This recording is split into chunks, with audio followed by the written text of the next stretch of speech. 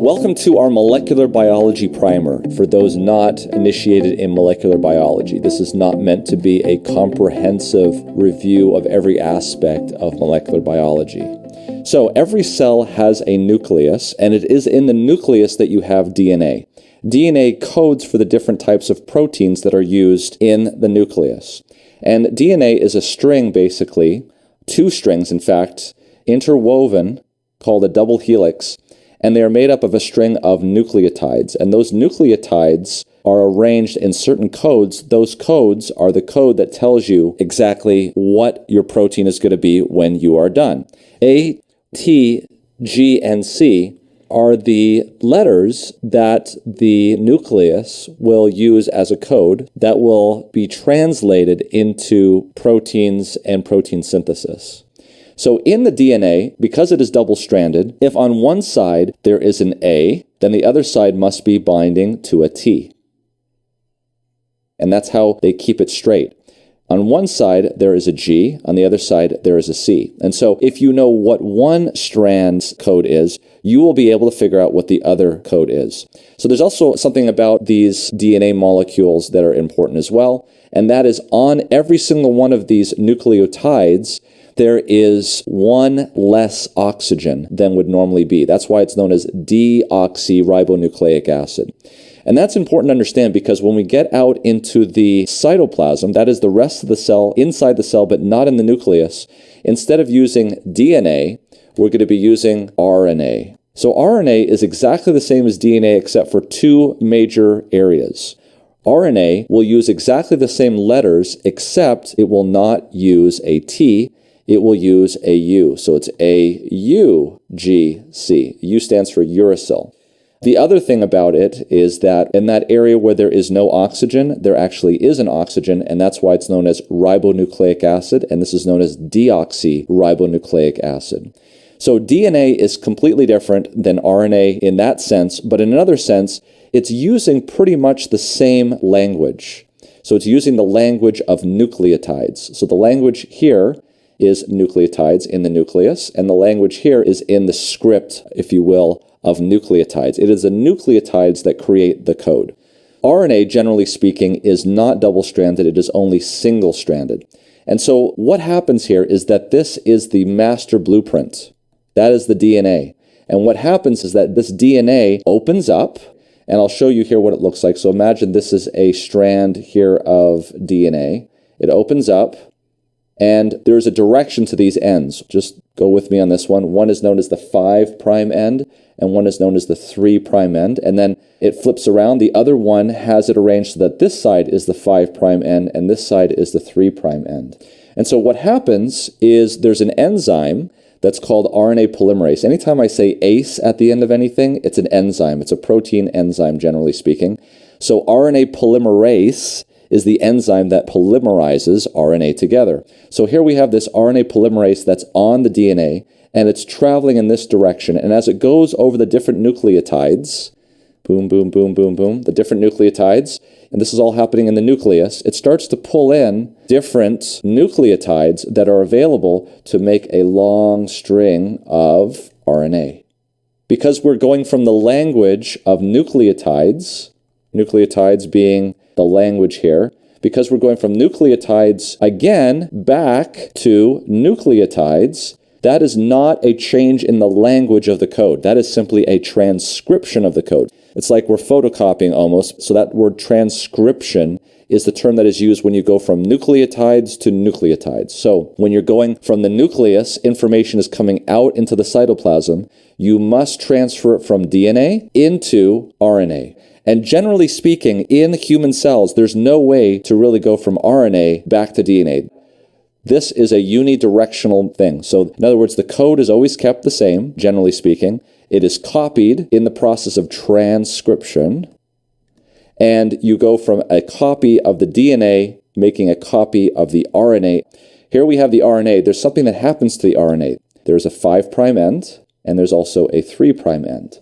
And what happens is they put a cap on the beginning of the 5' end to protect it so it doesn't start to dissolve. And then there's also what we know as a poly A tail at the 3' end. This RNA with a 5' cap and a 3' poly A tail is known as a special type of RNA known as messenger RNA. Why is it called messenger? Because it's sending out a message from the nucleus into the cytoplasm about what needs to happen next. In other words, it has the grand blueprint for the entire cell, and it's saying, here are the plans for this portion of the cell that I want to build, and here is the message that's coming from the central portion of the nucleus. That's known as messenger RNA. So this messenger RNA now has a bunch of nucleotides. Of course, now it's using slightly different letters. It's using the A, it's using the C, it's using the G, but instead of a T, it's using a U, and it's single-stranded. And when I say it's single-stranded because it is ready to be translated. In other words, we're now going to switch into a different language. Instead of nucleotide base pairs, we're going to be switching into the language of proteins. And proteins, if you don't know, are made up of amino acids. And so we're going to be going from the language of nucleotides to the language of polypeptides or proteins or amino acids. And that's known as not transcription, but rather translation, because it's a different language. And so what happens here is that you get a ribosome. A ribosome sits back on here, and there's a small and a large ribosome, and there's some spaces here for another kind of RNA to come along that's been made before, and that is a tRNA. What's the purpose of a tRNA? There are many, many, many different types of tRNAs, all of which are bound to it to have an amino acid, a different amino acid. There's 20 different amino acids. And so tRNA with its amino acid has 3 codons, or anticodons as we'll call them, base pairs, that fit perfectly into that code. And it would fit perfectly in there, bring its amino acid in, and then this whole structure would then move down 3 nucleotides till it got to another code.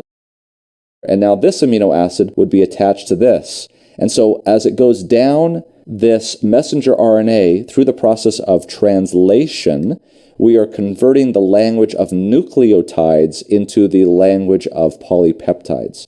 And so now the end process of that is a long polypeptide with a bunch of amino acids. And if you aren't aware, amino acids have the chemical composition of NCC. That's one. Another one will be NCC. That's a nitrogen carbon-carbon, NCC. These polypeptides, these proteins, do everything in the cell.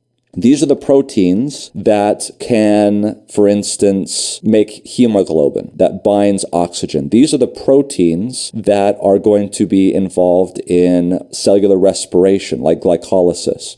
So you have a whole bunch of these enzymes and proteins, and there's hundreds of thousands of different proteins. If you want to move your muscle, guess what? That's an interaction with actin and myosin.